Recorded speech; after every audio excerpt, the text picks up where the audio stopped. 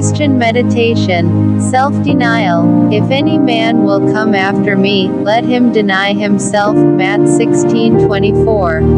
There are few things at which people play more wretched farces than in their efforts at self-denial.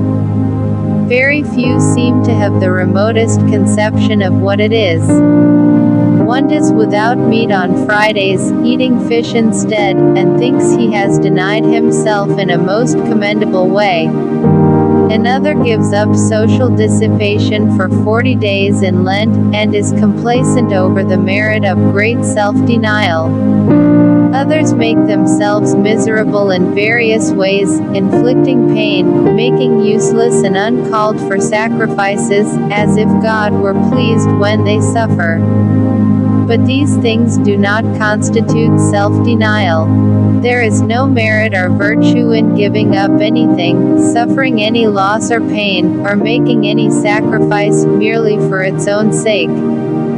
True self-denial is the renouncing of self and the yielding of the whole life to the will of Christ. It is self coming down from the life's throne, laying crown and scepter at the Master's feet, and thenceforth submitting the whole life to his sway. It is living all the while, not to please ourselves, not to advance our own personal interests, but to please our Lord and do his work. It is denying to ourselves anything that is sinful in his sight. It is the glad making of any sacrifice that loyalty to him requires. It is the giving up of any pleasure or comfort for the good of others which the living out of his Spirit may demand. The essential thing is that self gives way altogether to Christ as the motive of life. Nothing, therefore, is true self-denial which is done merely as self-denial.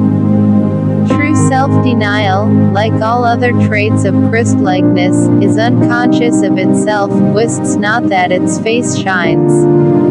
We deny ourselves when we follow Christ with joy and gladness, through cost and danger and suffering, just where he leads.